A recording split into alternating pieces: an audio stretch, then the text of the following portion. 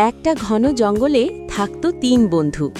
টিয়া পাখি টুটু খুব বাচাল, বানর বান্টু ভীষণ দুষ্টু, সিংহ রাজা সিংহ ভাব নিত খুব ভয়ঙ্কর। একদিন রাজা সিংহ গর্জে উঠল, আজ থেকে আমি খুব ভয়ঙ্কর, কেউ হাসবে না। টিয়া পাখি টুটু গাছে বসে সঙ্গে সঙ্গে বলল, খুব ভয়ঙ্কর, খুব ভয়ঙ্কর। বান্টু বানর চাপা হাসি হাসতে লাগল, ভাই গর্জনটা আবার দেন তো, রিংটন বানাবো। সিংহ রেগে গিয়ে বলল, চুপ, আমি জঙ্গলের রাজা। টুটু আবার বলে উঠল, রাজা রাজা, কিন্তু দাঁতে পালং শাক। কারণ সিংহ দুপুরে শাক খেয়ে দাঁতে শাক লেগেছিল। সব পশু খিলখিল করে হাসতে লাগল।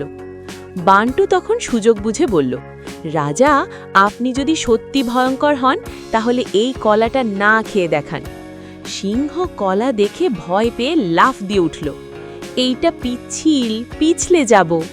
টুটু তখন গান ধরল, ভয়ঙ্কর সিংহ কলায় ভয়।